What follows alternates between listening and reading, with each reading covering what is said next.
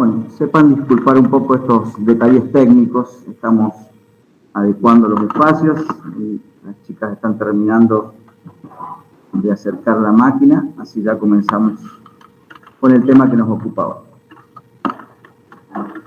Bueno, antes que nada es un privilegio enorme, no solo poder sumarme a este tipo de capacitaciones que para quienes integramos la institución policial realmente nos llenan de orgullo porque demuestra que en este caso la institución madre de formación y profesionalización de nuestros colegas está no solamente preocupada sino también ocupada en darnos herramientas que nos permitan desenvolvernos cotidianamente en problemáticas que son muy sensibles y muy caras precisamente a los sentimientos de la persona, a los sentimientos de la comunidad, como es en este caso y el tema que nos ocupa, todo lo que ataña a niñas, niños y adolescentes.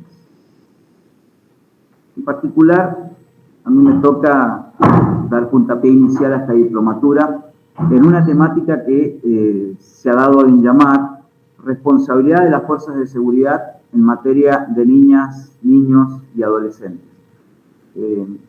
Comparto algunos aspectos, digamos, que de vivencias, mientras hacíamos el desarrollo con la directora de capacitación, la doctora Paula Betruño, y especialmente con la directora de la diplomatura, con Jessica, cuando hacíamos referencia a qué aspecto puntual necesitábamos desde, al menos, esta óptica de la responsabilidad de las fuerzas de seguridad y los cuerpos policiales, aportarles a nuestros alumnos. Voy a tratar yo de ser muy objetivo, de no ir específicamente a cuestiones de nuestra cultura policial, más allá de que en definitiva es el aspecto que yo debo reforzar, porque entiendo que a esta diplomatura se han sumado distintos colegas, distintos profesionales, de distintas áreas que en este esfuerzo, digamos, en conjunto que todos estamos realizando para poder cumplir con estas políticas en lo que a materia de niñez y adolescencia refiere, podamos precisamente ver que nuestro trabajo es en red, está aceitado, articulado, y que realmente nos permite, ante cualquier tipo de eventualidad que hoy acontece en la cotidianeidad de nuestras vidas, poder estar ciertamente a la altura no solamente de las circunstancias, sino como las leyes y toda la legislación vigente refieren, de ese interés superior que es el del niño, niña y adolescente. Dicho esto, a modo de introducción, trataré yo en estos minutos que voy a compartir con ustedes por estos medios virtuales de tratar de volcar más allá de los aspectos protocolares propiamente, quizás un poco las experiencias de vida, porque muchas veces cuando uno se pone a analizar todas aquellas guías de trabajo que tenemos, distan en determinadas ocasiones o circunstancias de lo que a veces en la realidad, especialmente el funcionario policial de calle debe afrontar. Voy a tratar, vuelvo a insistir humildemente, de tratar de acercarles esos saberes más prácticos, lógicamente sin apartarme de la base que tenemos nosotros en materia normativa. Lo primero que nosotros debemos entender como funcionarios policiales que nos preciamos es que tenemos todos aquellos que de una u otra manera desempeñamos funciones en nuestra calidad de funcionarios públicos que, como deber, digo, atender especialmente las características y especialmente aquellas características que se traducen en acciones positivas de actuación, porque provienen generalmente de una multiplicidad de marcos normativos que nosotros estamos obligados a conocer, ya sean de nivel internacional o nacional, y que claramente establecen los derechos de todas las personas, especialmente de los niños, niñas y adolescentes, a vivir una vida libre de violencias y con el consiguiente deber de todos aquellos que nos preciamos agentes del Estado de garantizar dicho derecho. Dicho esto, las normativas nacionales, en este caso la normativa nacional, ustedes bien lo conocen y no voy a profundizar en ella, es la Ley Nacional 26061 de Protección Integral de los Derechos de las niñas, niños y adolescentes. Así como la ley provincial, que es en la cual nosotros vamos a enmarcar esta exposición de esta jornada, que es la ley 9139 del año 2018, donde claramente estos derechos a los que vamos a aludir están claramente estatuidos. Conforme la Convención Internacional de los Derechos del Niño, nosotros entendemos por niño, niña y adolescente, ¿sí?, a todos aquellos humanos menores de 18 años. La niñez y la adolescencia, como en mis orígenes incipientes, digamos, dentro de la institución policial, con otra ley que regulaba el régimen de minoridad, como se la denominaba en su momento, generaba un marcado y profundo acento en algunas cuestiones que quedaban un poco en tela de juicio al momento de analizar esto que es ni más ni menos que el sujeto de derecho, cuando es menor de edad.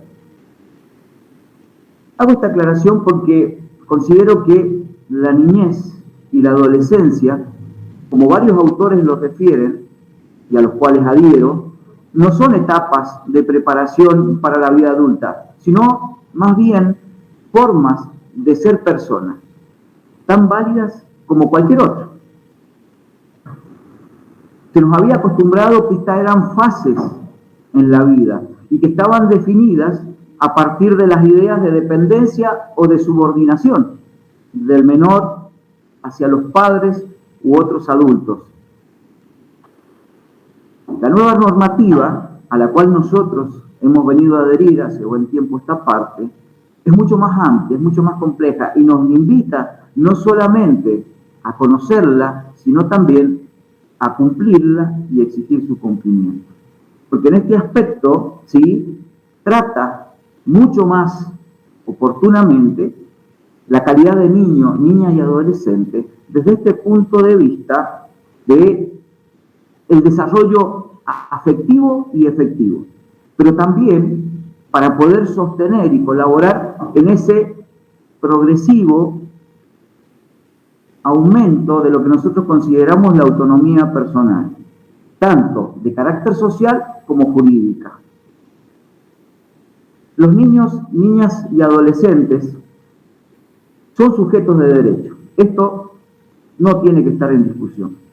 Lo que significa claramente que a partir de la Convención se les reconoce como portadores de derechos y no como objetos sobre los cuales el adulto puede, en cierto modo, influir, inferir o limitar esos derechos.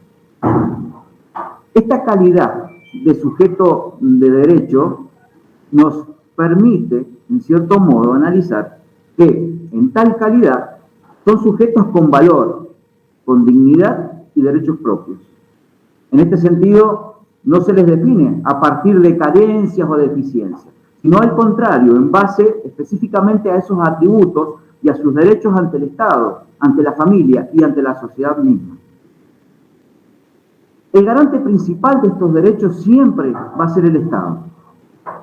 Lógicamente que cuando nosotros referimos a este tema de garantes de todos estos derechos, hacemos referencia que somos quienes tenemos la obligación de hacer respetar ese derecho, es decir, de no vulnerar y también de rechazar explícitamente cualquier tipo de transgresión a estos derechos.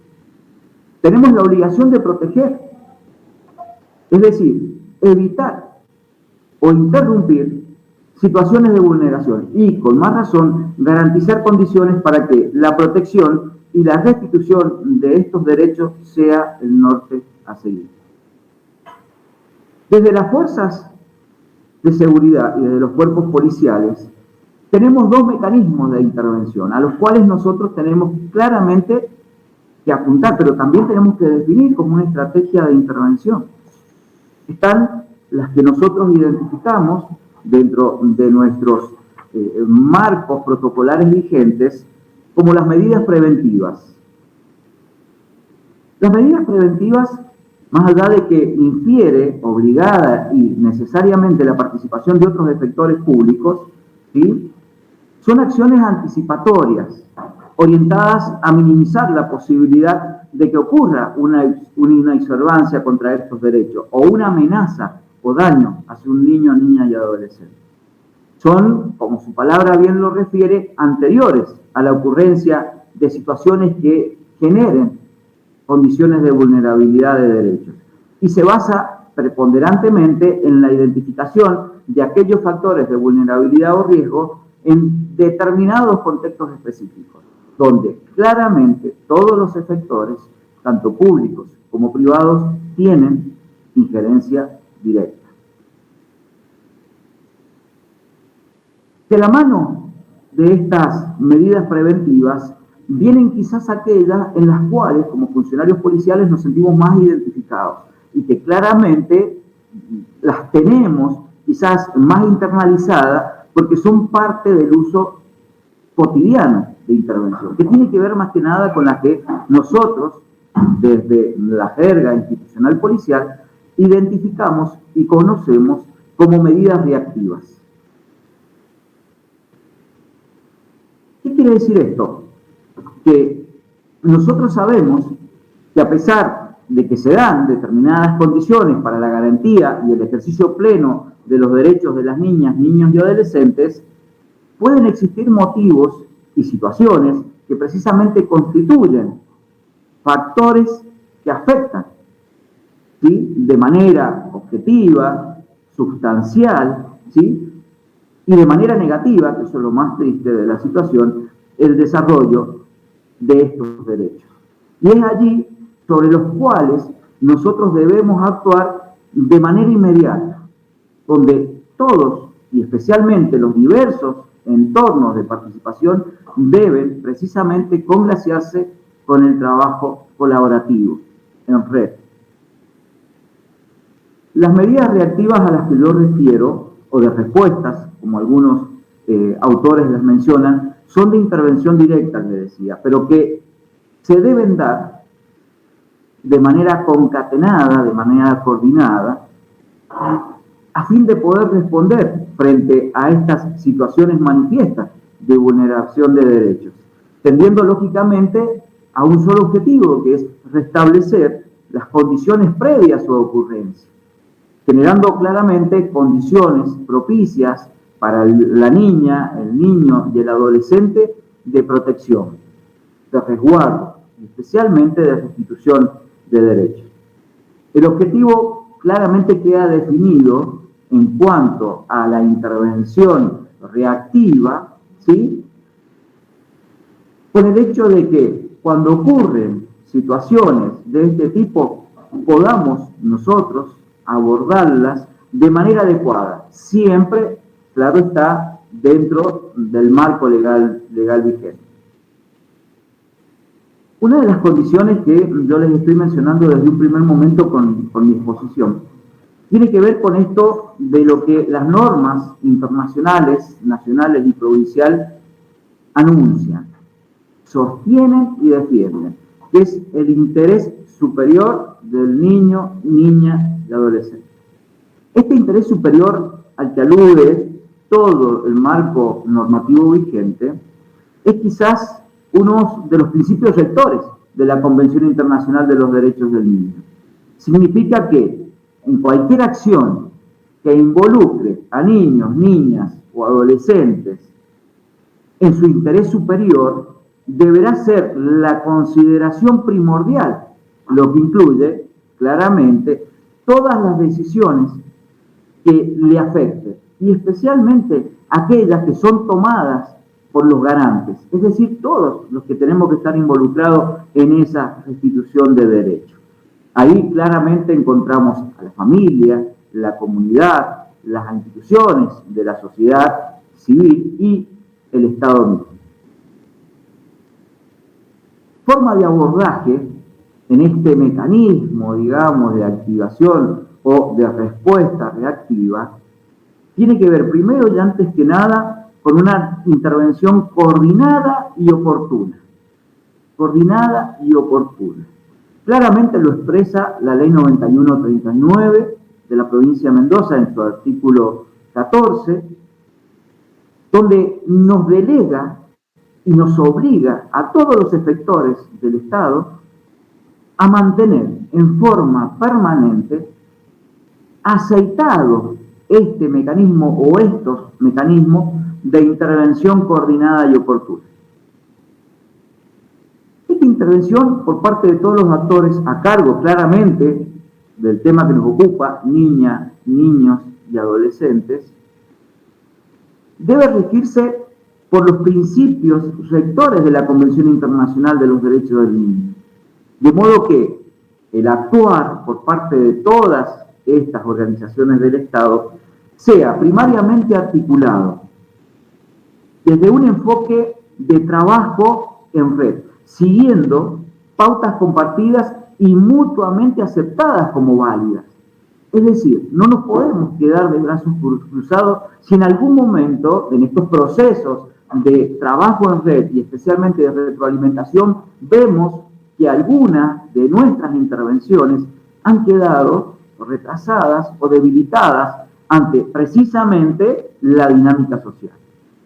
Esto permite que cada uno de nosotros podamos cumplir claramente el rol que tengamos asignado en virtud específicamente de nuestra especificidad, de nuestra competencia, evitando primordialmente la duplicidad de acciones. Es esencial el trabajo en red.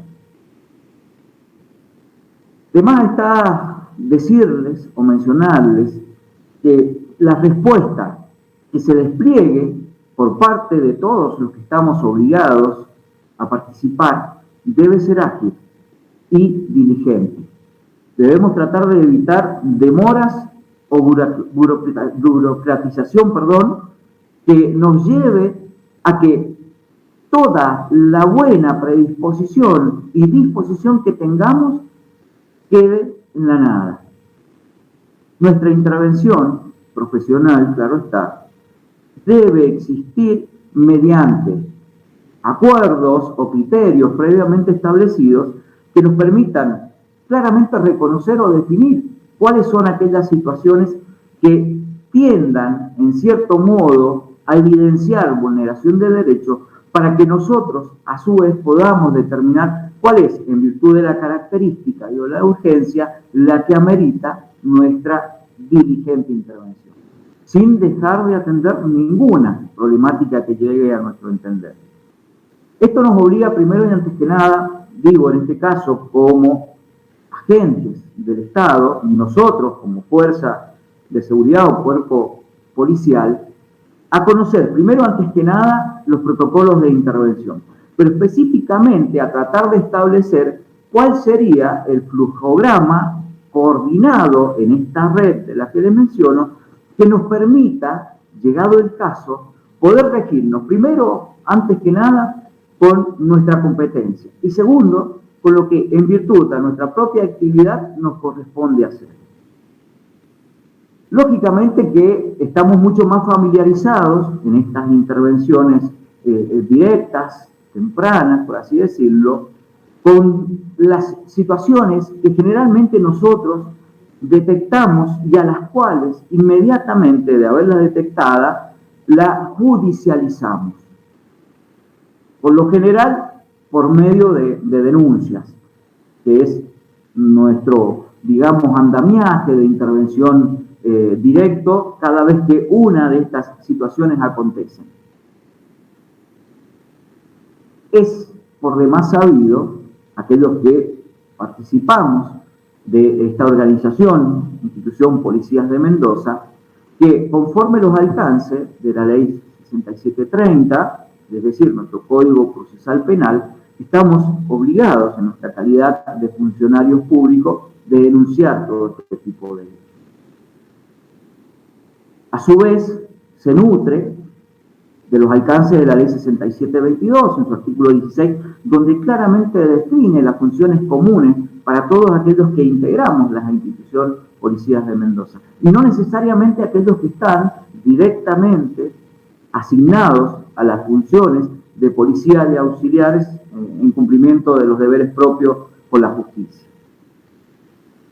Claramente nosotros sabemos y tenemos muy bien internalizado que ante una situación de crisis o de vulneración de derechos hacia niñas, niños y adolescentes, debemos primariamente establecer si nos encontramos ante una situación constitutiva de un delito o no.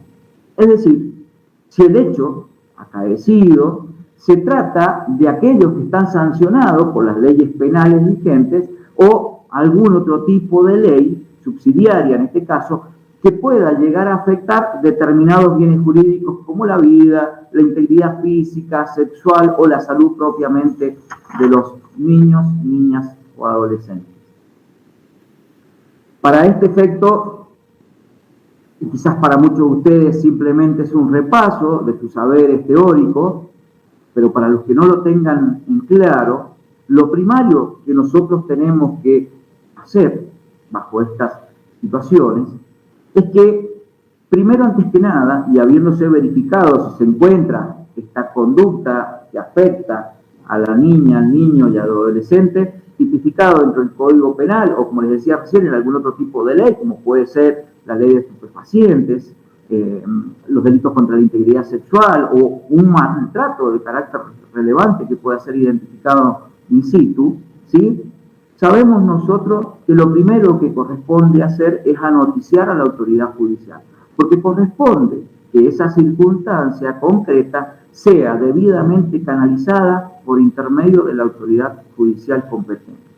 Es decir, que conforme los alcances de nuestro Código Procesal Penal, debemos dar noticias en forma directa a la autoridad judicial.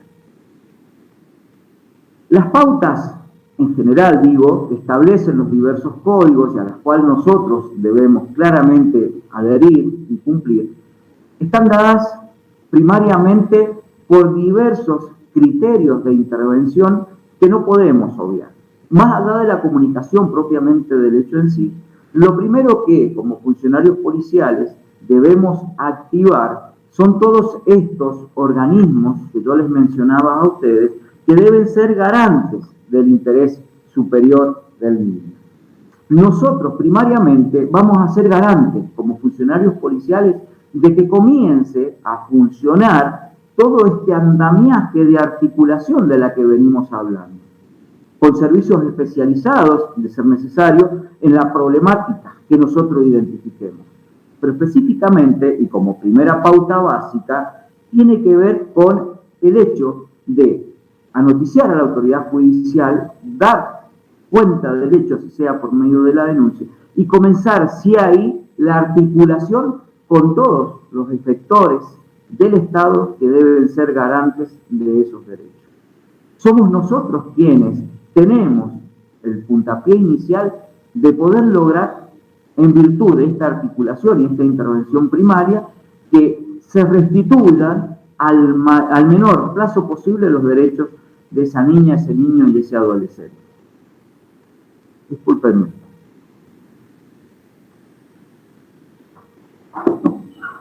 Otro de los aspectos que inmediatamente nosotros tenemos que tener está relacionado con el abordaje.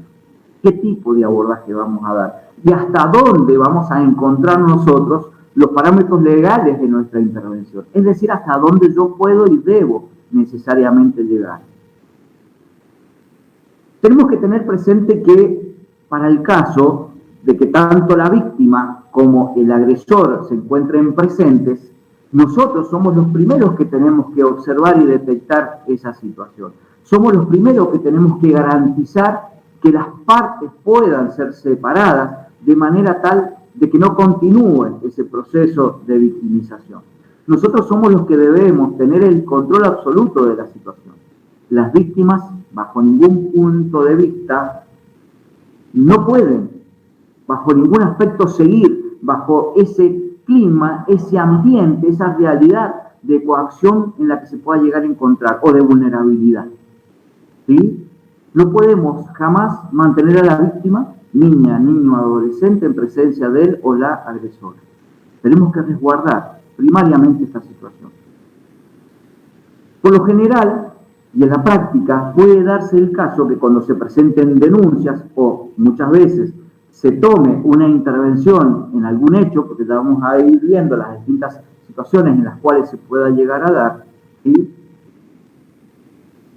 Lo primero que nosotros tenemos que tener en cuenta para poder precisamente garantizar que no se sigan vulnerando los derechos es tomar recaudos mínimos que nuestros protocolos así lo establecen.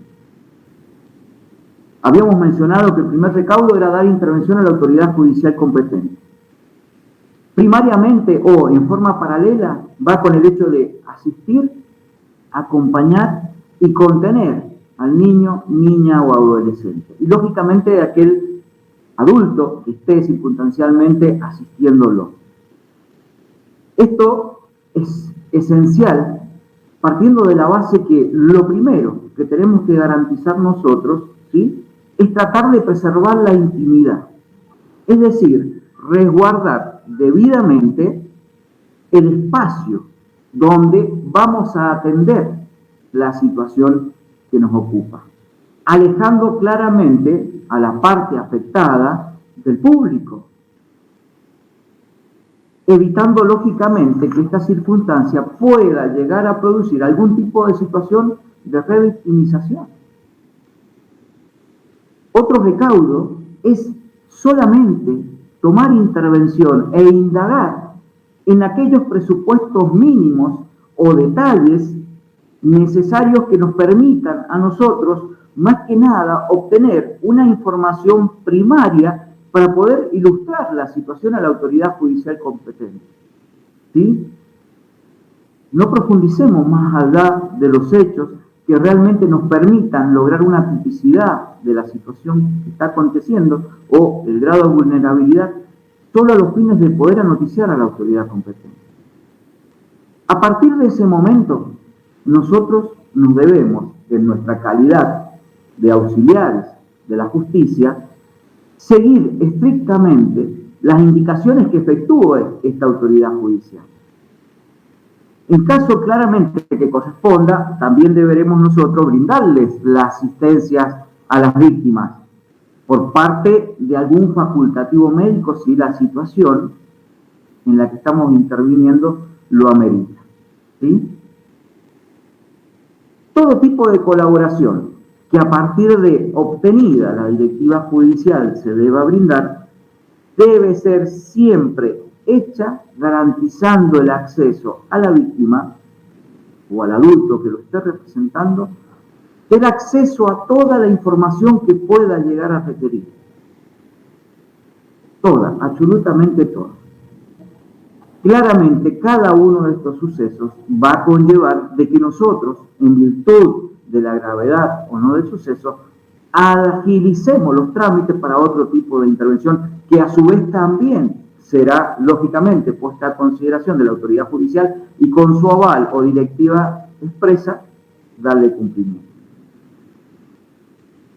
En la práctica, nosotros sabemos, dentro del territorio provincial, en los casos en los que claramente las niñas, niños y adolescentes no se encontraren acompañados por un adulto responsable o bien sean, en este caso, la madre o el padre, los presuntos, digamos, autores de la vulneración de esos derechos, nosotros inmediatamente sabemos que tenemos un órgano administrativo al cual recurrir, que es el ETI, el equipo técnico interdisciplinario, que no solamente va a tomar la representación, en cierto modo, del menor, sino que a su vez, en este trabajo coordinado, ¿sí?, y en red, nos va a asistir y nos va a indicar cómo proceder.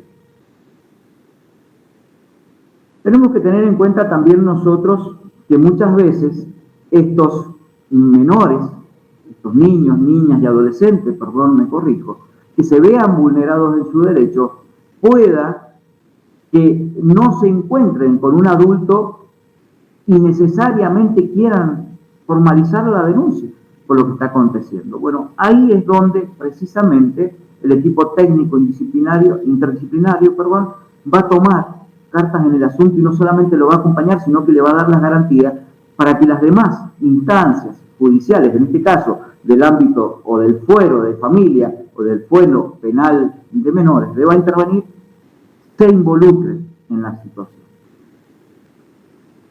Un detalle no menor, pero a tener presente.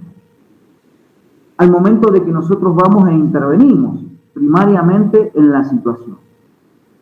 Lo primero que tenemos que tener en cuenta, y en esto sí, lógicamente, el requisito principal es actuar con empatía, con todo lo que ello implica, ¿sí? Para con la niña, el niño o el adolescente afectado, es observar en las partes intervinientes, especialmente la conducta de la persona agresora. No es un detalle menor, es un aspecto en el cual nosotros nos tenemos que detener profundamente y analizar, porque después vamos a ser nosotros los que vamos precisamente a ilustrar a todos los demás organismos competentes con qué nos encontramos, qué es lo que observamos. En este aspecto, ¿qué sería de interés primordial tener presente? La actitud, la conducta, los gestos, los actos, el estado psicoanímico de la misma. Por mencionarle algunos de los que ustedes ya se pueden imaginar que ocurren al momento de producirse la situación. Tengamos presente y recordemos siempre que la persona agresora, por más que la veamos psicoanímicamente exaltada, tiene la capacidad de agredir, ya sea hacia cualquier persona que pretenda defender los derechos de la víctima, en este caso de la niña, niño, adolescente, y con más razón hacia la autoridad policial, porque va a ser hacia ella donde va a dirigir todo su foco de agresión. También, y en la generalidad, la persona agresora tiene un alto grado de impunidad frente a la intervención estatal. Tristemente lo digo, pero pasa, sucede en la realidad. Ya sea desde el punto de vista judicial, porque se ve sujeto de todos los derechos procesales, entre ellos lo que nosotros conocemos como el principio de inocencia, y uno de los factores esenciales es atacar la intervención policial. Ahí es donde con más razón debemos actuar de manera profesional. Generalmente la persona agresora o aquella que vulnera los derechos de niñas, niños y adolescentes tiene la capacidad, aunque no lo creamos, ¿sí?, de generar y hasta de crear lazos de complicidad, buscando por lo general generar o alcanzar ciertas circunstancias, digamos, de empatía, ya sea por el género, por la identificación de problemas con quienes en realidad deben ir y ejercer la autoridad, pero siempre con la intención de poder evadir las consecuencias ulteriores al motivo de nuestra intervención. Hay ocasiones, y sin temor, digamos, en cierto modo autorreferenciarme, pero que desde la práctica me ha acontecido, puede que la persona agresora también intente, en cierto modo, victimizarse. Puede incluso agredir directamente si los pasos anteriores a los que intentó acudir no lograron el fin esperado. Es decir, el no cumplimiento de una medida por su parte que le garantizase impunidad. Hay que estar muy, muy atento a este detalle. Y algo importante, y abiertamente se los digo, se los planteo a mis colegas, es cuando el agresor o aquel que vulnera los derechos de las niñas, niños y adolescentes es personal policial o integrante de alguna fuerza de seguridad o fuerza armada. En este caso en particular tenemos que tener muy en claro que no se le puede otorgar un trato preferencial, bajo ningún punto de vista. Al contrario, es cuando más profesionalidad debemos demostrar y debemos, de manera directa y sin perjuicio de la intervención de nuestra red de trabajo conjunto e informar inmediatamente esa condición a nuestros mandos naturales o mandos superiores. Hay que noticiarlo de forma inmediata. Nuestros protocolos policiales así lo indican, están por demás y abiertamente expresados. Porque a su vez surge lo que nosotros conocemos como el control disciplinario. Y va de la mano o en paralelo a todo el resto de actuación de carácter judicial que nosotros iniciamos. Mucho cuidado con ese detalle, a prestarle mucha atención. Otro de los temas en los cuales por ahí nosotros no ahondamos dentro de lo que es nuestra intervención y que es esencial, no solamente para poder garantizar ese derecho vulnerado en los niños, niñas y adolescentes, sino porque de la mano y como consecuencia de esta situación pueden surgir otro tipo de delitos, los que nosotros encuadramos en líneas generales como delitos, o mejor dicho, violencia intrafamiliar, que acontezca dentro y por demás en el entorno familiar, que no solamente quede de por medio la situación con el niño, niña o adolescente al que se le está vulnerando la situación, sino que puedan haber otros integrantes del seno familiar que terminen en cierto modo involucrados en lo que nosotros, vuelvo a insistir, denominamos violencia intrafamiliar o violencia de género, como también hemos encontrado sobrados ejemplos en la actualidad y en nuestra realidad. Les decía que un detalle que nosotros tampoco ahondamos tiene que ver con el detalle de establecer si dentro del seno del hogar o donde están aconteciendo la vulneración de derechos existen armas, si hay armas de fuego. Esto salvando la circunstancia de lo que le mencionaba recién, que puede que esté partícipe un integrante de las Fuerzas Armadas, de las Fuerzas de Seguridad o de los cuerpos policiales, donde la sola intervención de un uniformado y armado nos da a saber que ese riesgo potencial del uso de un arma de fuego puede estar. Por algo, los protocolos institucionales policiales indican que la primera medida es la retención del armamento policial prohibido. Bajo ninguna excusa puede permitirse que el personal policial que interviene en estas situaciones continúe siendo portador del arma hasta tanto los organismos especializados no hayan intervenido. Pero en el caso particular, cuando hay, en este caso, integrantes de la comunidad en general involucrados en este tipo de situaciones, nosotros tenemos que agotar instancias para establecer y determinar si hay un arma propia, quiero referir en este caso, y aclaro para los sabedores del tema, dentro del seno del hogar, porque sabemos lo que ellos representan. Sabemos que ahí también nosotros tenemos que abrir otro abanico de intervenciones que tiene que ver con, primariamente, establecer la existencia del arma. Segundo, establecer si está dentro de los parámetros que establece para su tenencia el RENAL. Y tercero y fundamental, poder anoticiar convenientemente a las autoridades judiciales para que otorguen los permisos necesarios para poder lograr retirar esa arma del lugar.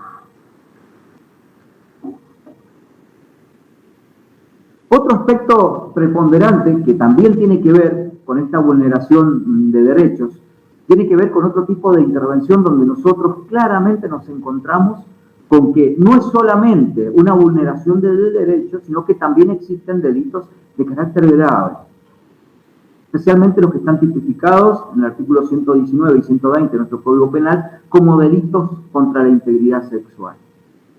Tratándose de niñas, niñas y adolescentes, es cuando nosotros no solamente tenemos que tomar la situación con pinzas, si se me permite la expresión, sino que a su vez tenemos que garantizar absolutamente todas aquellas condiciones que permiten mantener bajo estricta reserva la identidad del menor.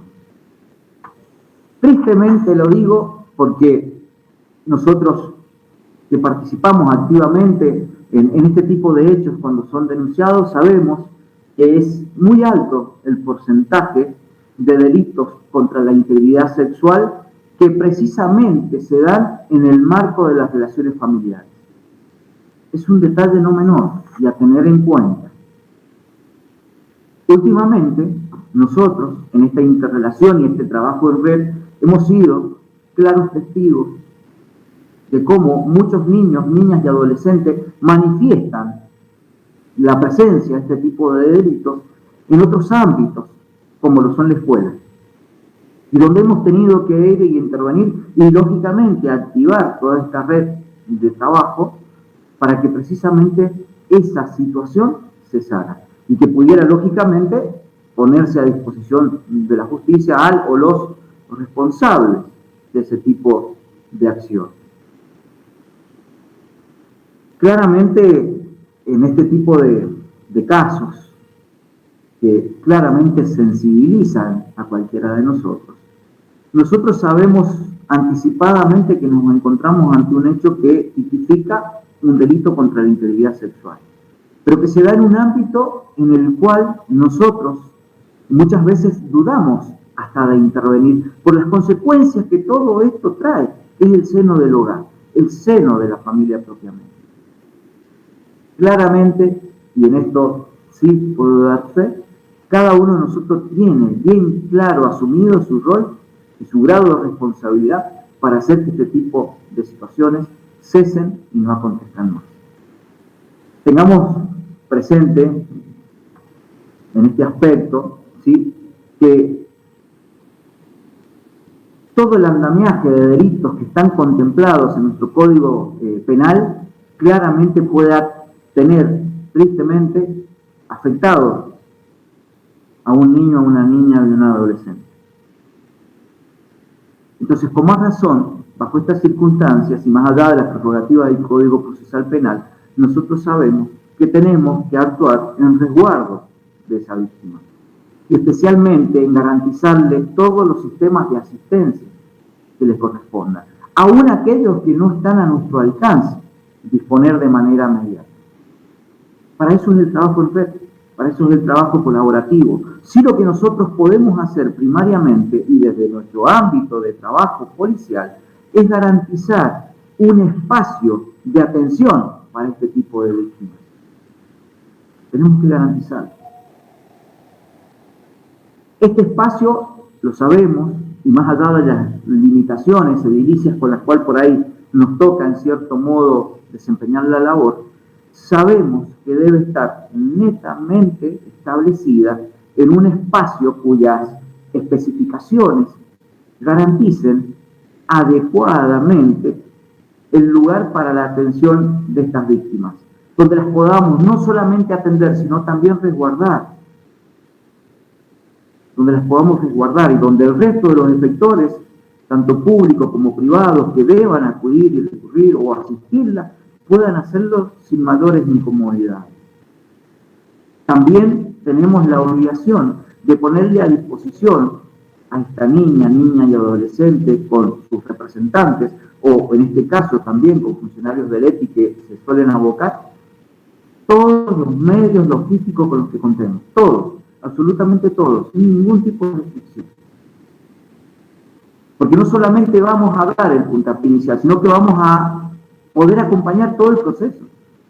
Porque como sabemos, en muchos de los casos, esto no termina ahí. Esto continúa con todo un proceso en un marco legal que permite el reaseguramiento de esos derechos para que no vuelva un paso atrás. Y hasta ese último proceso nosotros vamos a estar acompañando. Valga el ejemplo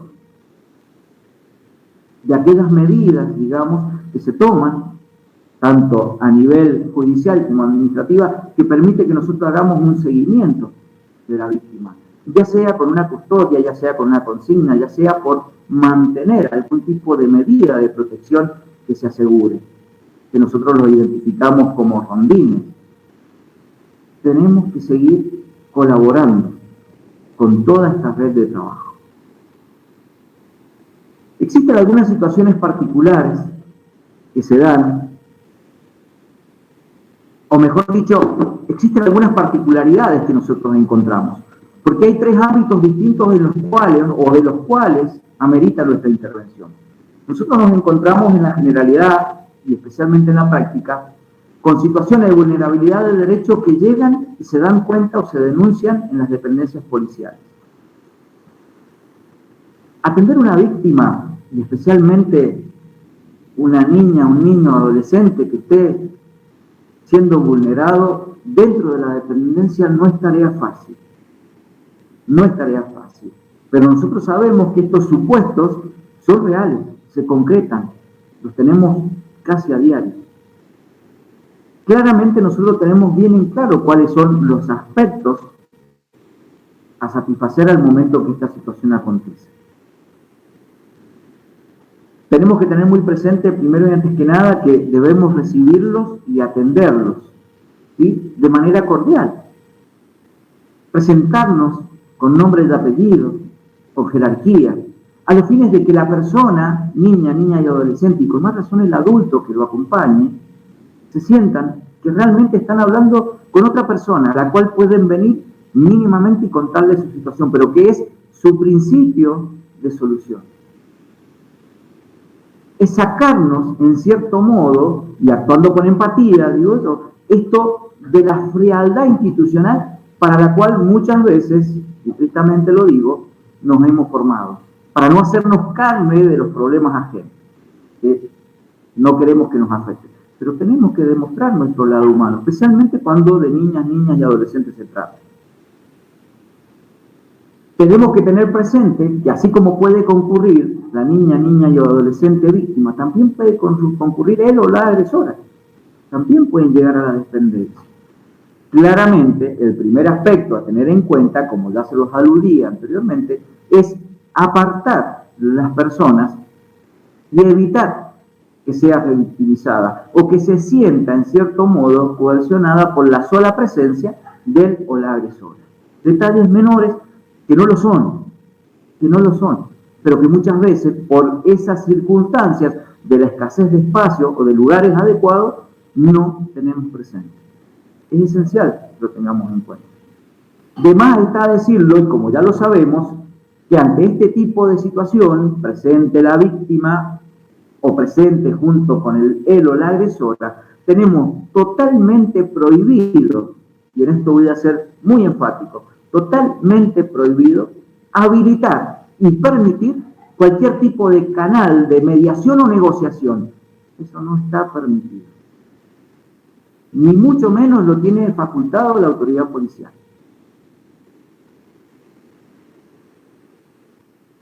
Debemos claramente nosotros definir, les decía recién, estos espacios de atención de las víctimas. Nosotros, aunque no contemos con grandes espacios, sabemos que hay lugares a los cuales podemos direccionar a la víctima, a los cuales podemos, con un poquito de sentido de la humanidad, a ayornarlo, a acondicionarlo, para que la víctima se sienta realmente resguardada, segura. Evidentemente, tenemos que, en virtud de esas obligaciones judiciales, asegurar también todos aquellos elementos de prueba que sean susceptibles de algún tipo de observación judicial y que tenga el peso necesario para actuar como un elemento de prueba, conforme los alcances de la 6730. Debemos resguardar la evidencia, debemos asentar en nuestros registros internos la presentación. Desde hace un buen tiempo a esta parte nosotros sabemos que la mayor parte de las denuncias se deben canalizar por medio de las oficinas fiscales. Pero eso no nos priva de dejar nuestro propio registro, de labrar nuestra propia actuación para después respaldar la denuncia judicial. Porque como les decía recién, hay situaciones que en el primer momento solo las vivencia el personal policial y debe marcadamente dejarlas registradas y después hacer ese aporte a la autoridad judicial. Sabemos claramente que en todas las dependencias policiales, sean del carácter que sea, operativa o judicial, estos libros de registro para este tipo de situaciones o sucesos están. Nos tenemos que sentar y mecanizarlas, registrarlas, ponerlas a disposición de la autoridad judicial y la compulsa del caso archivarla, a los fines de que esté ahí a disposición ante cualquier tipo de requisitoria. ya sea por la autoridad judicial formal o por parte de los organismos administrativos que también van a tener competencia en este tipo de situaciones. No está de más recordarles que también tenemos que poner a disposición de las niñas, niños y adolescentes todos los canales de comunicación y especialmente todas las herramientas que le puedan permitir que su derecho sea restaurado. Todo, le tenemos que informar absolutamente de todo. Les decía que esto es uno de los aspectos puntuales o preponderantes cuando la afectada llega a la dependencia policial. Pero tenemos otras dos características, que es donde necesariamente también tenemos participación. Cuando el hecho ocurre en la vía pública o en el seno del hogar, es decir, en el domicilio particular. Y donde también hay recaudos que tomar, donde también tenemos que nosotros saber que tenemos que documentar absolutamente todo. Absolutamente todo. No son fáciles las intervenciones en este caso. Nosotros sabemos que cuando el hecho ocurre en la vía pública, debemos resguardar la intimidad. Debemos tratar de procurar que la niña, niño o adolescente afectado se vea expuesto en su problema ante la opinión pública y con más razón hacia las personas que puedan circunstancialmente participar o presenciar. Sabemos que no todos van a colaborar muchas veces en su calidad de testigos, pero por lo general, y enhorabuena, la mayor parte de la comunidad se solidariza cuando un niño, niña o adolescente está siendo vulnerado en sus derechos. Nosotros tenemos casos a diario donde sobradamente ingresan llamados, tanto al 911 como a la línea 102 de los niños, ¿sí?, de aquellos chiquillos que en la zona de la peatonal son utilizados por sus padres para ir a pedir. Es decir, hay un sentimiento de involucramiento constante, permanente, solidario de la comunidad. Muchas de nuestras intervenciones son en la vía pública. Otra de las circunstancias tiene que ver con nuestra intervención desde el momento que el llamado, la alerta, ingresa al 911. Sabemos que muchas veces, muchas de las denuncias que por ese medio se hacen, no profundizan en detalles que quizás para nosotros, que estamos en el terreno, son necesarios. Con más razón, ahí es donde cuando más participación e involucramiento tenemos que tener. Porque sabemos que una llamada muy escueta, acotada y a veces quizás carente de un montón de información, nos lleva a poder y a deber tener que intervenir en la situación. Entonces, con más razón es donde más interés tenemos que hacer, donde tenemos que agotar absolutamente todas las instancias para poder lograr que nuestra intervención sea altamente profesional, pero también altamente positiva. ¿Para qué? Para poder lograr el fin primordial, que es reasegurar los derechos de ese niño, niña o adolescente que se encuentre siendo vulnerado. Les decía recién que nosotros nos tenemos que involucrar del principio al fin, porque también en ese proceso lógico viene lo que se conoce como el cumplimiento de medidas de protección, que están claramente dispuestas, ya sea por el órgano judicial competente o por la autoridad administrativa. Nosotros claramente, y a la realidad nos remitimos, quedamos muchas veces afectados para el seguimiento o cumplimiento de medidas en torno precisamente y en favor de la víctima. Siempre debemos tratar de garantizar el cumplimiento de estas medidas, aun cuando sea la propia parte protegida por medio de sus representantes legales los que vienen y requieran a la autoridad judicial o dan cuenta de que ya no nos necesitan más. Ojo con ese detalle. Sabemos que las víctimas, y especialmente las niñas, niños y adolescentes, no pueden pedirle al personal policial de manera directa que cesen las medidas de protección. No lo pueden hacer. Las presentaciones sabemos que llevan otro tipo de trámites, se deben esgrimir ante la autoridad judicial competente, que es la que va a evaluar las circunstancias que ameriten o no que esa medida de protección cese. Último detalle, ya con esto me voy despidiendo. tiene que ver con los canales y medidas de comunicación, tanto internas como externas, cuando hay niños, niñas y adolescentes involucrados.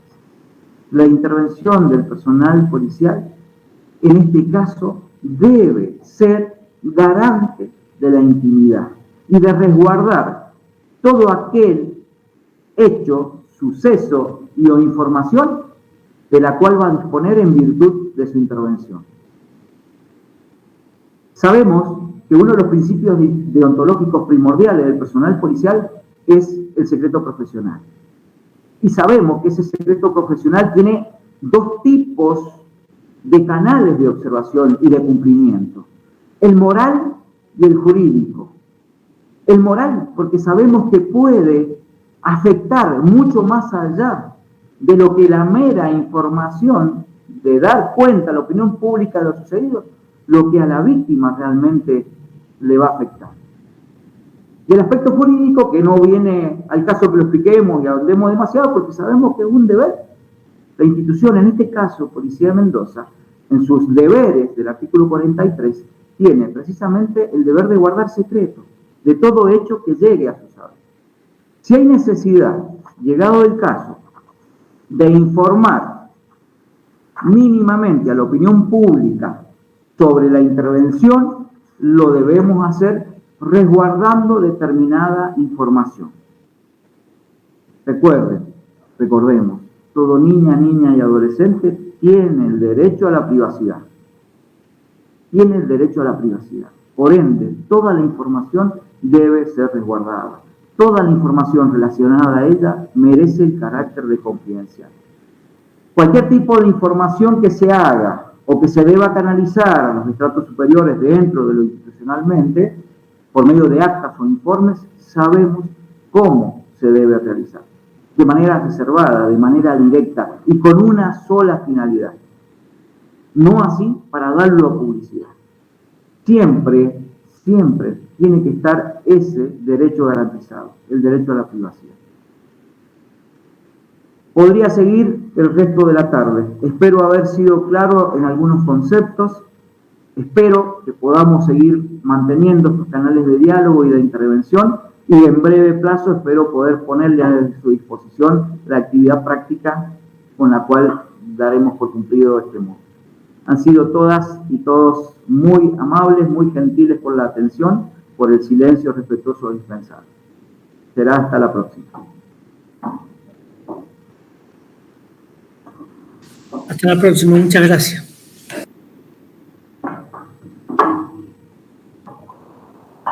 Bueno, muchísimas gracias al comisario inspector por su clase. Ha estado sumamente excelente, toda la información que nos ha dado.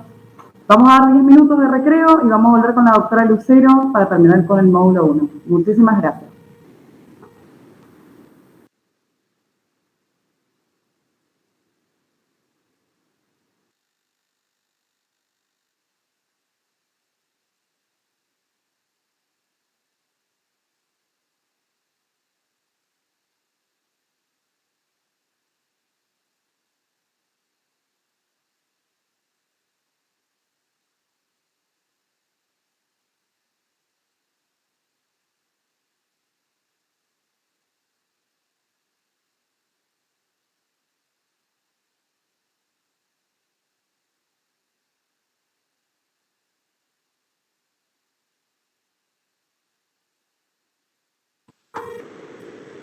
Hola, buenas tardes. Retomamos las clases del módulo 1. Les presento que la doctora Lucero Mariela, actualmente es la asesora legal de la Dirección de Protección y Exclusión de Derechos. No solamente eso, es docente del Instituto Universitario de Seguridad Pública desde el año 2000. Así que ha sido una eminencia. La vamos a estar a cargo de la segunda parte del módulo 1. Preséntese, doctor. Gracias. Bueno, buenas tardes. Vamos a comenzar a ver para el tema del Power. Acá, para compartir.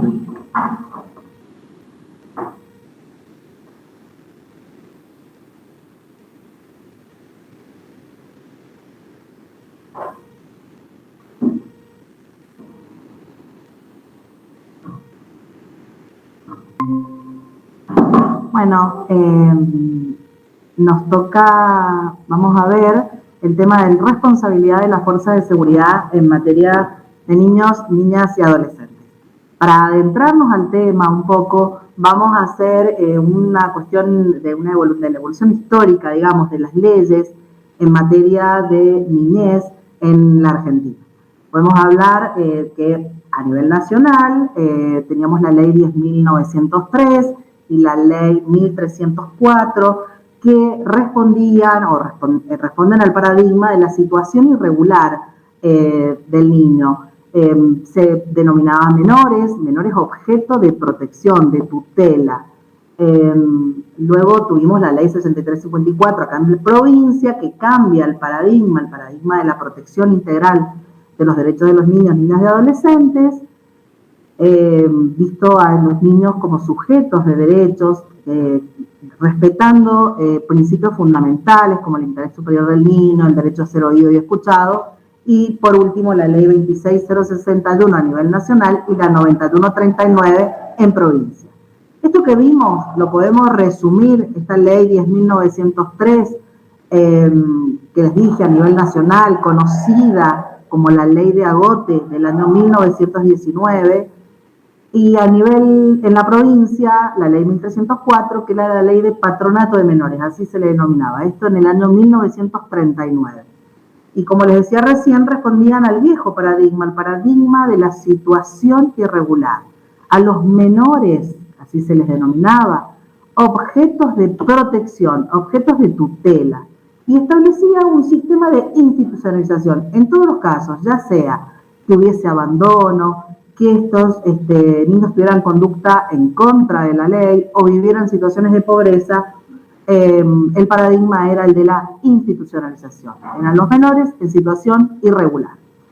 En el año 1995, en nuestra provincia, en la provincia de Mendoza, se dicta la ley de niñez y adolescencia, la ley 6354, que fue pionera en todo el territorio de la República Argentina. Fue la primera ley provincial que respondía al nuevo paradigma, el paradigma de la protección integral de los derechos de los niños, niñas y adolescentes. Este nuevo paradigma, donde los niños y niñas son considerados sujetos de derechos y no un objeto que hay que tutelar, esto, ¿cómo se llama? Digamos, fue la primera en cuanto a la protección integral de los derechos de niños y adolescentes. En el 2005, a nivel nacional, recién luego de 10 años, pasaron 10 años y a nivel nacional no se adecuaba, la ley de niñez y adolescencia no se adecuaba a esta doctrina y este paradigma nuevo. Recién en el año 2005 se sanciona la ley 26.061, que es la denominada Ley de Protección Integral de los Derechos de los Niños, Niñas y Adolescentes. Fue un cambio importantísimo, no solo trajo el nuevo paradigma, sino que también hizo una división entre el Poder Judicial y el Poder Ejecutivo. ¿Por qué? Porque esta ley lo que trajo fue, antes la potestad respecto a los niños y adolescentes estaba en poder del Poder Judicial. Esta ley cesa esta intervención tutelar de los juzgados de familia y de los juzgados penales de menores y crea lo que se llama el Sistema Integral de Protección de los Derechos de Niñas, Niños y Adolescentes. ¿A dónde? Dentro de la órbita del Poder Ejecutivo. Y bueno, esto fue en el año, como hablábamos, en el año 2005 y recién en el año 2019 tuvieron que pasar un montón de años para que también nuestra provincia, que si bien en un principio había sido pionera en materia de niñez, pero teníamos que adecuar, porque si bien la 6354 respondía al nuevo paradigma de la protección integral, no a esto de la creación del sistema integral de protección. Así estuvimos sin ley hasta que en el año 2019 fue sancionada la ley 9139 del régimen jurídico de protección de las personas menores de edad, que lo que hace es derogar el libro 1 de esta ley 6354. La ley 9139, en el artículo 1, establece el objeto, cuál es la protección integral del niño o niña adolescente como sujetos principales de derechos, reconocidos en el ordenamiento legal vigente y en los tratados internacionales en los que la nación sea parte. También la ley 9139 trae uno de los principios rectores del derecho de las familias, que es el interés superior del niño, que también está plasmado en la ley 26061 y en esta donde dice que es la máxima satisfacción de los derechos de los niños, niñas y adolescentes. La ley 9139, nos vamos ahora al artículo 13, donde habla de la corresponsabilidad. Así nos vamos adentrando más en nuestro tema. Habla de la corresponsabilidad de todos los organismos dentro de lo que es el sistema integral de protección de derechos de niños y adolescentes. Lo primero que hace la ley 9139 es poner en primer lugar a la familia. La familia, luego menciona a los organismos del Estado y por último las asociaciones civiles, simples asociaciones y fundaciones, que son los que deben asegurar a los niños, niñas y adolescentes el pleno desarrollo de su personalidad y el pleno disfrute de todos los derechos, siempre teniendo como principio rector el interés superior del niño. En primer lugar, la ley, y lo hace, no es casual, sino que es muy importante, dice que esta corresponsabilidad está prioritariamente en la familia y en su entorno inmediato, en su grupo primario, que son quienes deben asegurarles a los niños y adolescentes el efectivo disfrute de todos los derechos y garantías. El incumplimiento por parte de estos adultos legalmente responsables o familia los hace pasar, los hace pasibles, digamos, de sanciones que ya sabemos, por ejemplo, en el Código de Faltas hay varias sanciones a los progenitores adultos responsables a cargo del cuidado de los niños. En segundo lugar, pone al Estado en este principio de corresponsabilidad. ¿Por qué? Porque el Estado es quien debe establecer, controlar y garantizar a través de políticas públicas el pleno disfrute de los derechos de los niños, niñas y adolescentes. Y lo va a hacer a través de distintos órganos estatales. Y por último, las asociaciones civiles, simples asociaciones o fundaciones que celebran convenios con el Estado para garantizar el pleno ejercicio de los derechos de los niños, niñas y adolescentes. Y así, ahora nos vamos al artículo 14 de la Ley 9139, que expresamente menciona quiénes son los organismos del Estado que tienen responsabilidad en materia de niñez y adolescencia, de los niños, niñas y adolescentes. Y menciona 4. En primer lugar, dice la ley que los organismos del Estado con responsabilidad en materia de niñez y adolescencia es la Dirección General de Protección de Derechos de los Niños, Niñas y Adolescentes, la llamada DGP, antes conocida como la DINA. La Dirección General de Protección de Derechos de Niños y Adolescentes, ¿cómo va a actuar? Actúa a través de sus dos direcciones. La Dirección de Protección y Restitución de Derechos, que es, ya lo vamos a ver más adelante, pero es la encargada de los 18 ETIs departamentales que hay en la provincia de Mendoza, y los ETIs dicen que van a realizar el abordaje, la adopción y toma de medidas de protección y el seguimiento de los casos hasta que se restablezcan los derechos vulnerados en los casos o en las situaciones de maltrato físico o psíquico y en los casos de abuso sexual infantil. Son las dos situaciones que trabajan los ETIs, el derecho vulnerado de la integridad. Este maltrato infantil, este abuso sexual infantil debe ser cometido para que tome alguna medida los ETI o para que aborde la situación, deben ser cometidos por parte de los progenitores o adultos legalmente responsables o cometidos por terceras personas cuando los progenitores o los adultos responsables no se constituyen en garantes de derechos de esta situación. En esos casos intervendrá el ETI a fin de la toma de medidas de protección. Y como hablábamos de la Dirección General de Protección de Derechos de Niños, Niñas y Adolescentes, lo hacía a través de la Dirección de Protección y Restitución de Derechos y la Dirección de Cuidados Alternativos, que en esta dirección es la encargada, por así decir, de los hogares de la DGP, y que establece que va a mantener o va a intentar los equipos técnicos de esta dirección mantener contacto con la familia primaria del niño o niña adolescente que ha ingresado o se encuentra albergado en algún hogar de la DGP a fin de la restitución de derechos vulnerados. Estábamos para ubicarnos nuevamente, artículo 14, habla de los organismos responsables en materia de niños, niñas y adolescentes. Habíamos mencionado que en primer lugar la ley mencionaba la dirección a la DGP. En segundo lugar dice que también otro organismo responsable en materia de niñez es la Dirección General de Escuela, la DGE. La DGE tiene muchos efectores que trabajan, territoriales que trabajan la situación de vulneración de derecho a la escolaridad de los niños y adolescentes, como por ejemplo en el área de educación primaria, la DOAIT, en el área de educación secundaria, los servicios de orientación social. Pero también, a su vez, está la ley de la provincia de Mendoza, la ley 9054, también conocida como la Ley de Protección al Docente.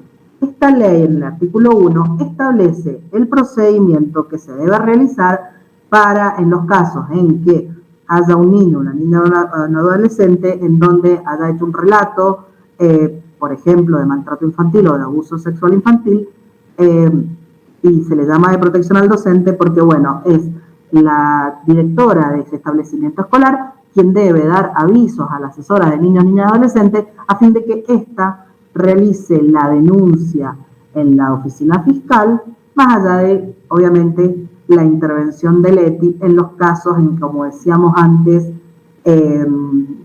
haya sido cometido este maltrato, este abuso por parte de los progenitores o adultos legalmente responsables o por algún tercero, pero en donde vemos que los progenitores o adultos legalmente responsables no se constituyen como garantes de los derechos de los niños.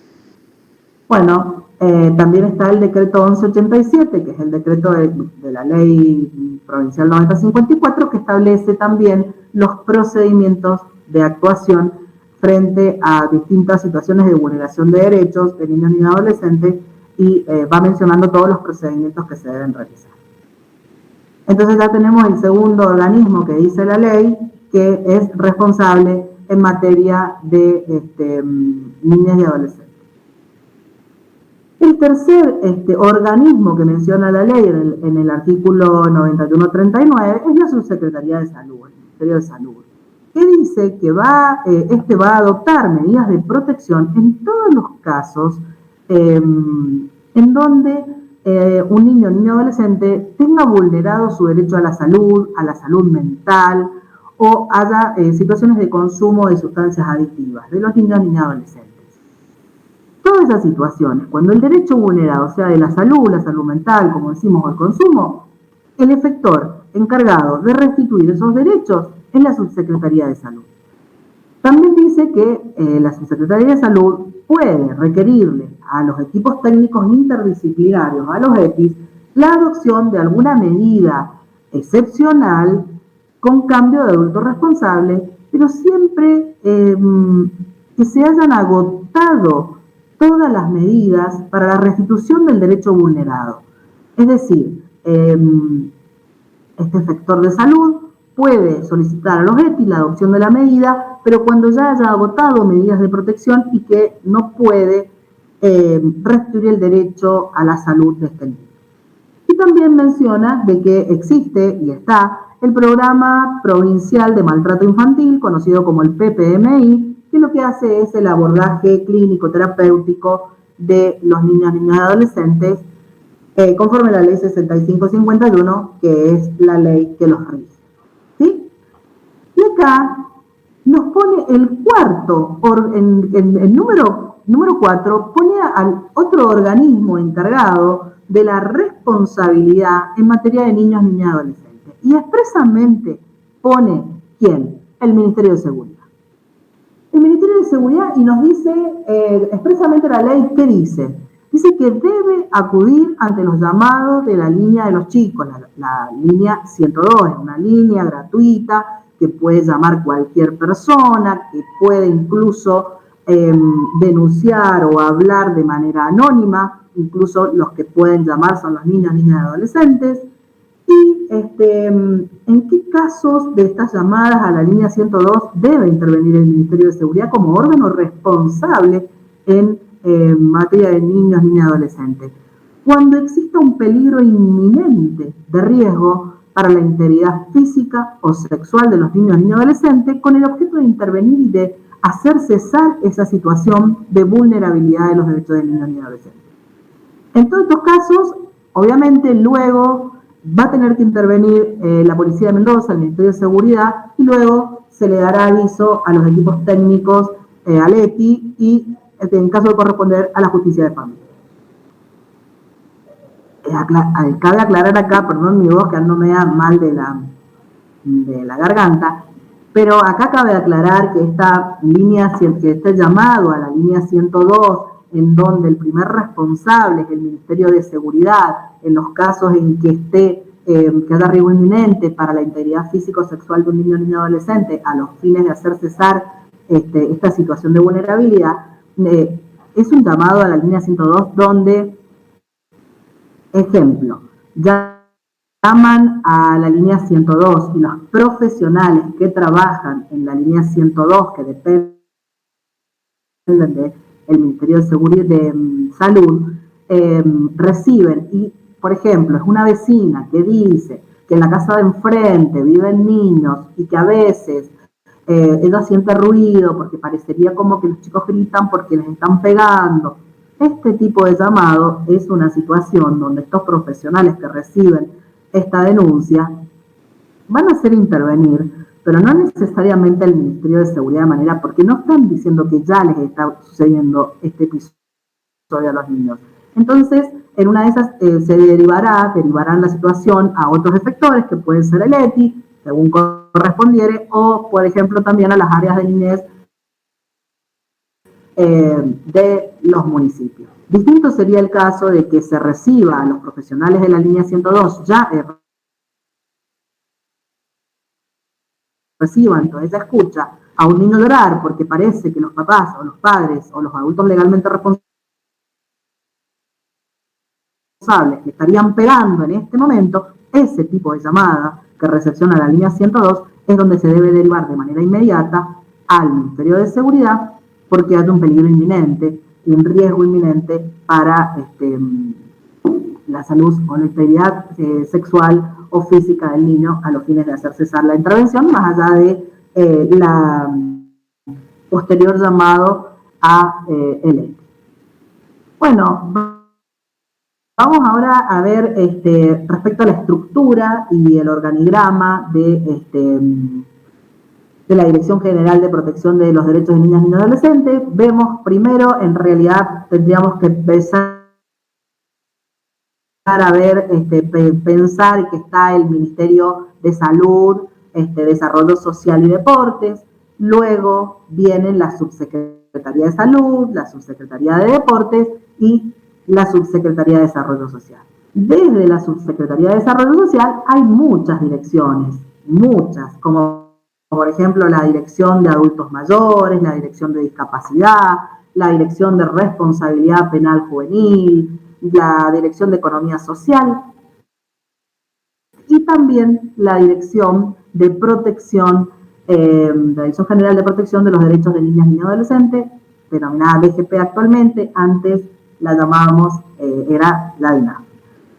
En la DGP tenemos, dice la ley, por un lado, la Dirección de Protección y Restitución de Derechos, luego la Dirección de Cuidados Alternativos y el Consejo Provincial de Niñez y Adolescencia. De la Dirección de Protección y Restitución de Derechos tenemos los Centros de Desarrollo Infantil y Familiar, los CDIF, y también los ETI departamentales.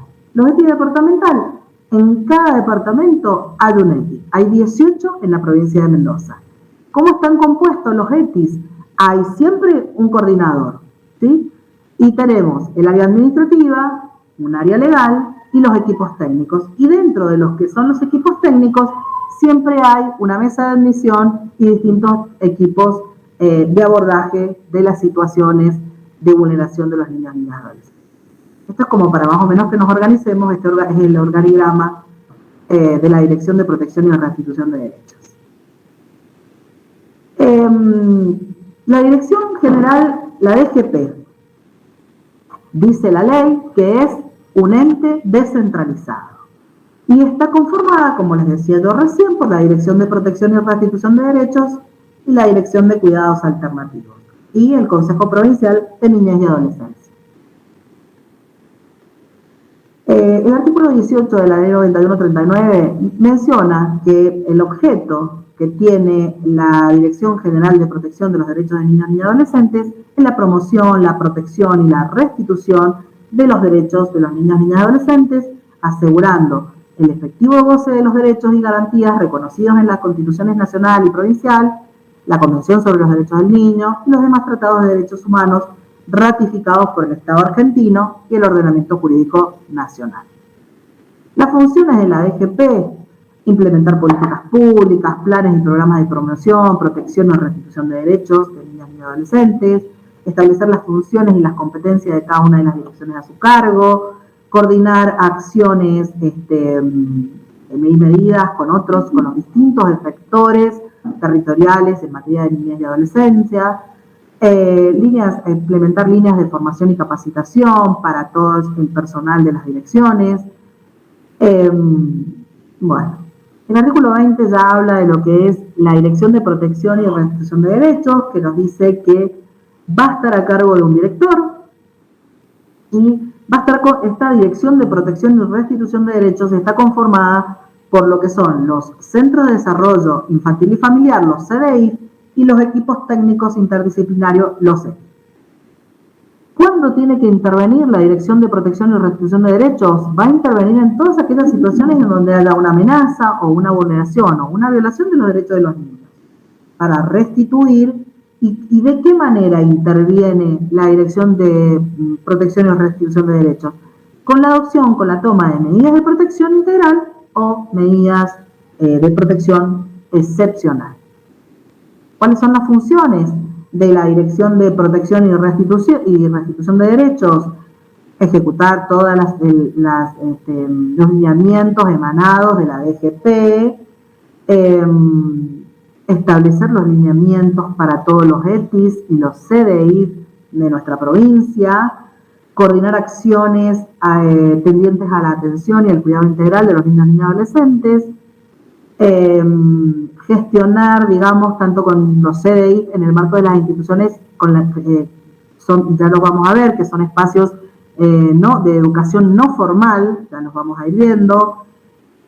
Garantizar la atención, porque es muy importante establecer que se sepa que los ETIs trabajan los 365 días del año y están abiertos. Una manera de decir, ¿por qué? Porque en cada departamento de la provincia de Mendoza hay un ETI. ETI Godoy Cruz, ETI La Capital, ETI Las Heras, por decir nombres, ETI Malargüe, ETI La Paz. Ellos trabajan desde las 8 de la mañana hasta las 20 horas. Y luego, desde las 20 hasta las 8 de la mañana, hay una guardia provincial en toda la provincia de Mendoza que trabaja de manera permanente. Por eso se trabaja las 24 horas del día, los 365 días del año. Como hablábamos recién, los Centros de Desarrollo Infantil y Familiar, los CDI, que dependen de la Dirección de Protección y Restitución de Derechos, son espacios de contención, de atención integral de los niños y niñas de 45 días hasta 12 años de edad. ¿Cuál es el objetivo de los Centros de Desarrollo Infantil y Familiar? Es acompañar en el crecimiento de los niños y niñas, tanto en su cuidado infantil, en el apoyo nutricional, en el apoyo escolar, implementación de talleres para los papás, para los padres, de apoyo familiar y fortalecimientos familiares a las familias. Hay 39 CDIF en todo el territorio de la provincia. están, digamos, situados geográficamente en zonas o lugares a veces vulnerables. La idea, se promueven, digamos, en ellos actividades recreativas, deportivas, se satisfacen necesidades alimentarias de los niños, niñas y adolescentes, son espacios de contención social, donde van lúdicos, no escolar, y bueno, y están, digamos, distribuidos geográficamente en lugares de mayor vulneración para que asistan las niñas y los niños. Y el apoyo también, porque se llaman CDI, Centro de Desarrollo Infantil y Familiar, porque también es el apoyo a las familias de estos niños y niñas, y son espacios de promoción a fin de estar atentos y ver en cuanto a la vulneración de algún derecho en la temprana edad o en la primera infancia. Bueno, también estábamos hablando de la Dirección de Protección y Restitución de Derechos, que estaban a cargo de los 39 CDI y de los equipos técnicos interdisciplinarios, los ETI. Los ETI son delegaciones de gestión, como lo dice, esto está explicado en la Ley 9003 y la Ley de Procedimiento Administrativo, en el artículo 12 bis. Y hay un ETI en cada departamento de la provincia, por eso es que tenemos 18 en la provincia de Mendoza. Cada ETI está a cargo de un responsable, un coordinador, y a su vez está compuesto por distintos equipos, como dije más temprano, que son profesionales tanto en las áreas de minoría de familia, trabajo social, abogados, psicólogos, y también aquí algunas personas o equipos de apoyos necesarios o de promoción de derechos. ¿Cuáles son las funciones de los ETI? Esto está determinado en el artículo 31 de la Ley 9139. Interviene en todos aquellos casos, en las situaciones de maltrato infantil y de abuso infantil de niños, niñas y adolescentes. El derecho vulnerado que intenta restituir a través de los equipos técnicos interdisciplinarios es el derecho a la integridad. Se analizan las situaciones o el nivel de vulneración, los equipos técnicos, digamos, analizan los factores de riesgo, los factores, los niveles de vulneración, adoptan medidas de protección integral, también medidas de excepción, que son aquellas donde o que requieren un control de la legalidad al juez de familia porque se les ha cambiado el centro de vida a los niños y adolescentes. También solicitan al juez de familia medidas conexas para, con el fin de hacer efectivas a veces algunas medidas de protección o medidas de excepción de los niños y adolescentes, y hacen el seguimiento de estas medidas hasta que la situación de vulneración cese. También se intenta restituir el pleno y goce efectivo y goce de los derechos de los niños y adolescentes. Se coordinan acciones integrales, se provee fortalecimiento familiar, comunitario, se realiza el seguimiento a las familias, hay derivaciones a los distintos efectores que componen el sistema integral de protección de los derechos de niños y adolescentes, como hablábamos antes. Y respecto a las medidas excepcionales donde se requieren el control de legalidad por parte del juez de familia, siempre se hacen informes pormenorizados y detallados. Bueno, como hablábamos, los ETIs adoptan medidas de protección y medidas de protección excepcional. Las medidas de protección, cuando toma un ETI una medida de protección ante la amenaza o la vulneración de algún derecho que se haya violado o amenazado de un niño o niña adolescente, a fin de que de la restitución plena y del pleno disfrute de este derecho vulnerado. Es importante que tengamos en cuenta y que se sepa que este es el nuevo paradigma de la protección integral, distinto al paradigma, como hablábamos al principio, de la situación irregular, en donde la falta de recursos materiales de los padres, las situaciones de pobreza, no autorizan a separar al niño, niña, adolescente de la familia nuclear. Hay que priorizar que ellos sigan y mantengan los lazos afectivos, ni que se produzca su institucionalización.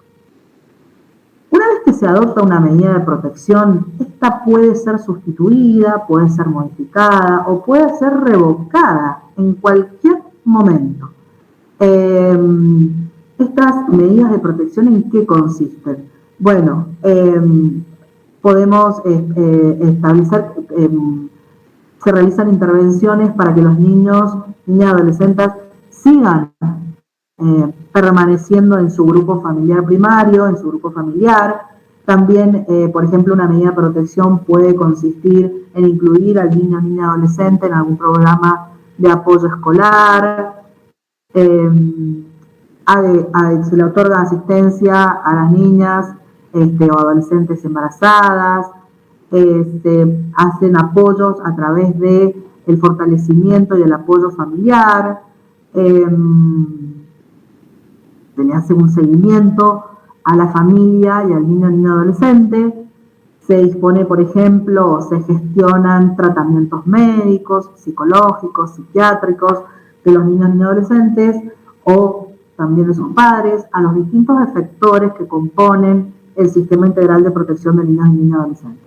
Como por ejemplo, en cuanto a estos tratamientos médicos y psicológicos, psiquiátricos, contamos con, dentro de lo que es la Subsecretaría de Salud, está el PPMI, que recién lo hablábamos, lo mencionaba la ley, el Programa Provincial de Maltrato Infantil, que se dedica a todas las situaciones exclusivas de vulneración, tanto como el maltrato como el abuso sexual infantil. Están los centros infanto-juvenil, también el Centro Provincial de Abordaje de Adicciones, que se pueden derivar tanto a los adolescentes, a la familia, a los padres, progenitores o adultos legalmente responsables. Por último, tenemos las medidas de protección excepcional de derechos. ¿En qué consisten estas? Es cuando las adopta el ETI y se toman cuando el niño adolescente está privado de su medio familiar primario. Es decir, cuando se les hace el cambio de centro de vida, cuando se los saca, por así decir, al niño de su centro de vida y se cambia el domicilio. Estas medidas excepcionales, como lo dice su nombre, necesitan, más allá de que son adoptadas y la decisión ha sido por los profesionales que integran los equipos técnicos interdisciplinarios, es una medida que hay que presentarla, o sea, es una medida administrativa, porque la adopta el ETI, pero debe presentarse también en la justicia de familia para que el juez de familia otorgue el control de legalidad. Y el control de legalidad que va a establecer si la medida cumple con los requisitos exigidos en la ley 26061 y actualmente la 9139 y el Código Procesal de Familia, la ley 9120. Estas medidas se adoptan cuando el niño o niña adolescente se les cambia o preferentemente se ubica al niño con miembros de su familia ampliada o personas que tienen un vínculo significativo, o se dispone el ingreso a o el albergue del niño en algún hogar o una institución que tenga convenio con DGP, o directamente se ingresa al niño o niña adolescente a un espacio que pertenece a la Dirección de Cuidados Alternativos o de familia temporaria. Estas medidas siempre deben cumplir con los siguientes criterios, dice la ley. En el caso de que se esté albergando a niños, a un grupo de hermanitos, siempre la conveniencia de que estén juntos, la conveniencia de lo que le corresponde, del interés superior, este principio fundamental del derecho de la familia, de que estén en este grupo juntos, prestar atención a la continuidad de que sigan estudiando el derecho a la educación, se les respeten sus creencias religiosas y culturales, privilegiar también antes de que sea ingresado a un hogar que sea, por ejemplo, albergado por alguna familia ampliada, por alguna de sus familias o personas que tengan vínculo, y siempre el principio rector también en materia del derecho de las familias, que es el derecho de escuchar y el derecho de que la opinión del niño, niña o adolescente sea tenida en cuenta. Estas medidas, la ley lo expresa, se adoptan por 90 días, el control de legalidad sale para que sean por 90 días, prorrogables por otros 90 días más, y una vez que se agotan estos 180 días, estando dentro de la justicia de familia, cesan, ya sea porque en esos 180 días cambiaron las circunstancias o se otorgaron, se restituyeron los derechos vulnerados y se va a entregar a su familia, o solicitando la guarda, por ejemplo, si el niño permanecía con alguna red familiar o de su confianza, o directamente con la declaración del estado de adoptabilidad para el caso de que no se hubiese restituido el derecho, ni los padres o adultos legalmente responsables hayan podido modificar las conductas que dieron origen a la misma excepción. Así que, bueno, muchas gracias. Espero que haya servido el aporte y, bueno, hoy, si quisieran hacer alguna consulta, pregunta o lo que sea, estoy dispuesta.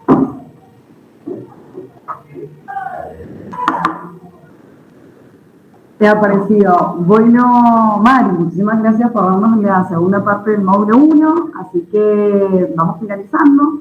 Lo que les pido es que se inscriban en el formulario que pusimos en el chat de YouTube, porque la asistencia es obligatoria, y recordarles, ahí lo vamos a anotar en el chat, el enlace para el día de mañana. Recuerden que la clase es a partir de las 10 de la mañana, y repito que es obligatoria la asistencia para completar el tema de los módulos.